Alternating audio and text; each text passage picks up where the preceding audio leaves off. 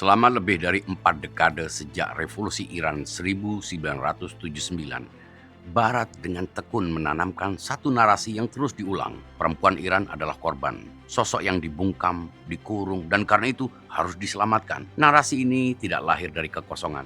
Ia dirawat, dipoles, dan disebarluaskan sebagai pembenaran bagi intervensi yang lebih luas. Seakan realitas kompleks sebuah bangsa bisa direduksi menjadi satu citra yang nyaman bagi kepentingan kekuasaan imperialis. Namun tahun 2026 menghadirkan kenyataan yang merobek narasi itu dan membuangnya ke tong sampah. Perempuan Iran berdiri bukan sebagai objek belas kasihan, melainkan sebagai benteng terakhir yang menjaga garis batas. Di saat sebagian politisi tergoda untuk melunakkan sikap, di saat sebagian negarawan mungkin mulai menghitung kompromi dengan kalkulasi dingin, suara paling tegas justru datang dari mereka yang selama ini dituduh lemah.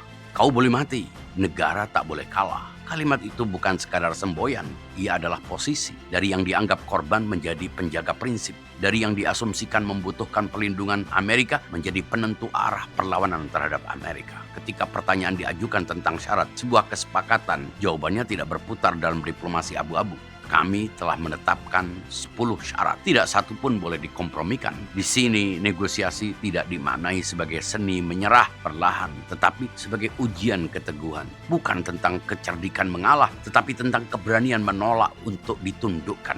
Ada satu hal yang membuat sikap ini tidak mudah digoyahkan, ingatan. Perang bagi para perempuan Iran bukan sekadar peristiwa yang berlalu, tetapi luka yang membentuk kesadaran. Para martir bukan angka statistik, melainkan standar moral yang diam-diam mengawasi setiap keputusan. Ingatlah para martir perang ini, teguhlah dalam negosiasi, jangan tertipu oleh janji-janji. Kalimat itu bukan hanya nasihat, tapi peringatan bahwa setiap janji bisa menjadi jebakan. Setiap kompromi bisa menjadi awal kehilangan yang lebih besar. Di titik ini, narasi Amerika tidak sekadar retak, ia runtuh. Karena di balik jargon penyelamatan para perempuan Iran, berdiri kekuatan politik yang berulang kali menjadi sumber kerusakan. Donald Trump dan Amerika Serikat bukan pihak yang netral dalam cerita ini. Pembatalan sepihak kesepakatan, eskalasi konflik, dan tekanan militer yang terus-menerus menjadikan kawasan Iran sebagai medan uji kekuasaan. Semua itu adalah jejak yang tak bisa dihapus oleh retorika. Amerika bukan penyelamat, Amerika justru